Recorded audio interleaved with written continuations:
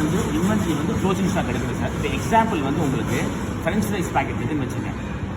இந்த மாதம் வந்து உங்களுக்கு 31ஆம் தேதி 30ஆம் தேதியோ க்ளோசிங் ஸ்டாக் வந்து 5 பேக்கெட் ஃப்ரெஞ்ச் ஃப்ரைஸ் இருக்குது. அது அந்த மாதம் நீங்கள் விற்க மாட்டீங்க. இந்த 30ஆம் தேதி ஃப்ரீசரில் இருக்குது. அதை என்றைக்கு விற்பீங்க? 1ஆம் தேதி விற்க போகிறீங்க. அப்போ அந்த ஸ்டாக்கை வந்து அடுத்த மாதம் தான் விற்க போகிறோம். இந்த மாதம் செலவில் எழுதக்கூடாது. இந்த மாதம் வந்து க்ளோசிங் ஸ்டாக் வேல்யூ இருக்குது. இப்போ 410 ரூபா 415 ரூபா அந்த பேக்கெட் வருதுன்னா 5 பேக்கெட் 2000 ரூபா என்ன பண்ணணும்? 2000 ரூபா வந்து க்ளோசிங் ஸ்டாக் 2000 ரூபா இருந்துச்சு. இன்றைக்கி க்ளோசிங் ஸ்டாக் வந்து 30ஆம் தேதி க்ளோசிங் ஸ்டாக் வந்து 1ஆம் தேதி ஓப்பனிங் ஸ்டாக் 2000 ரூபாய்க்கு என்கிட்ட ஃப்ரெஞ்ச் ஃப்ரைஸ் இருக்குது. அப்புறம் அந்த மாதம் ஒரு வாரம் வந்துடும் அந்த ஃப்ரெஞ்ச் ஃப்ரைஸ் திருப்பி ரிசீவ்டு. அந்த மாதத்துக்கு ஒரு 10 பேக்கெட் வாங்குவீங்க. இந்த மாதத்துக்கு மொத்தம் எத்தனை பேக்கெட் வாங்கியிருக்கோம்? 5 பேக்கெட் பழைய பேக்கெட் இருக்குது, 10 பேக்கெட் வாங்கியிருக்கோம், 15 பேக்கெட்டு. அந்த மாதம் திருப்பி 2 பேக்கெட் மிஞ்சுது. 2 பேக்கெட் வந்து அடுத்த மாதத்தோட க்ளோசிங் ஸ்டாக்கு, அதுக்கு அடுத்த மாதத்தோட ஓப்பனிங் ஸ்டாக்.